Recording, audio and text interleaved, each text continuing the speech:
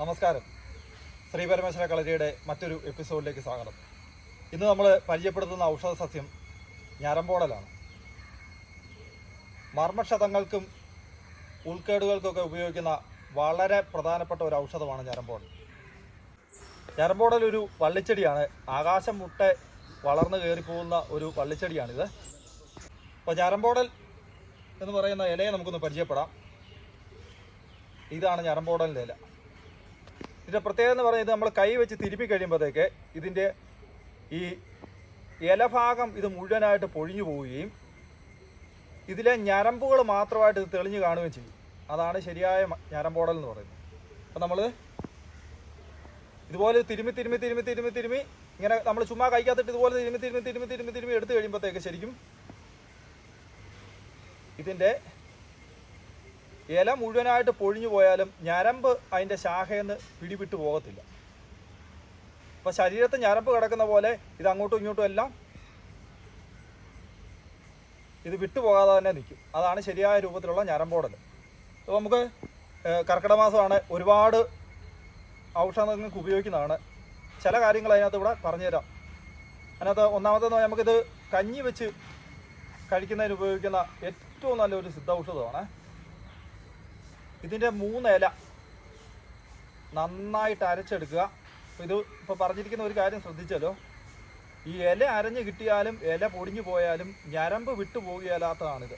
അപ്പോൾ അതുകൊണ്ട് അതിൻ്റെ ഞരമ്പ് നന്നായിട്ട് അരഞ്ഞ് കിട്ടുന്ന രീതിക്ക് നന്നായിട്ട് അരച്ചെടുത്തിട്ട് ഇതിനെ കഞ്ഞി വെക്കുന്ന സമയത്തേക്ക് കൂടെ ചേർത്ത് കഴിക്കുക. ഒരാൾക്ക് കഴിക്കുന്നതിന് 3 ഇല വരെ നമുക്ക് കഴിക്കാം ഒരു നേരം. അങ്ങനെ വേണം നമുക്കിത് കഞ്ഞിയിൽ ഉപയോഗിക്കാനായിട്ട്.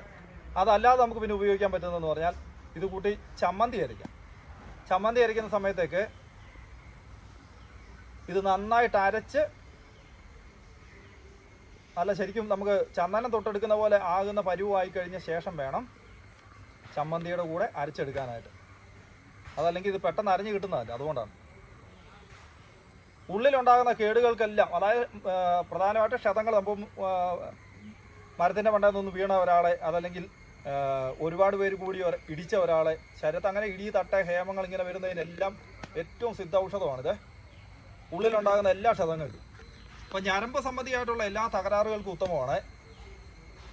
ഞരമ്പിൻ്റെ തളർച്ചയുള്ളവരെ, ലൈംഗിക ശേഷിക്ക് ബുദ്ധിമുട്ടുള്ളവരെ, അതേപോലെ തന്നെ നാഡീബലം കുറവുള്ളവരെ, നമ്മൾ പിടിക്കുന്ന സമയത്ത് കൈ മുറുകിയേലാത്ത പോലെ, അതായത് നമുക്ക് ഞരമ്പുകളുടെ ബലക്കുറവ് കൊണ്ടുണ്ടാകുന്ന ഇങ്ങനെയുള്ള സകല കാര്യങ്ങൾക്കുമുള്ള ഔഷധമാണ്.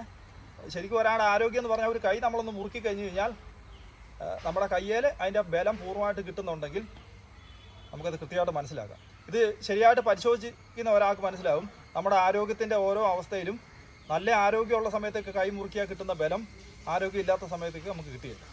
അപ്പോൾ നമ്മുടെ പ്രായത്തിനകത്തുണ്ടാകുന്ന ഏറ്റക്കുറവിനനുസരിച്ചല്ല ഇത് വ്യത്യാസം വന്നുകൊണ്ടിരിക്കും.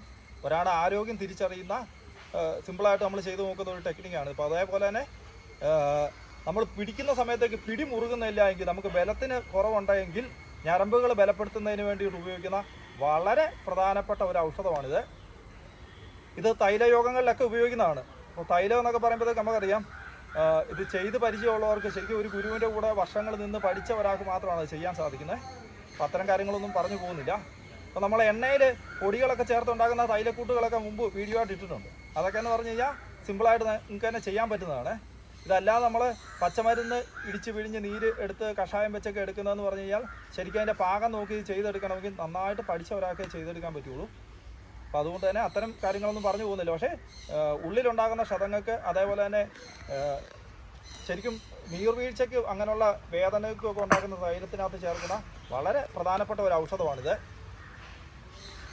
അപ്പോൾ ഇത് പറഞ്ഞിരിക്കുന്ന ഇതിനകത്ത് ചെയ്യാൻ പറ്റുന്ന കാര്യങ്ങളൊക്കെ ചെയ്തു നോക്കുക. നിങ്ങളുടെ അഭിപ്രായങ്ങൾ അറിയിക്കുക.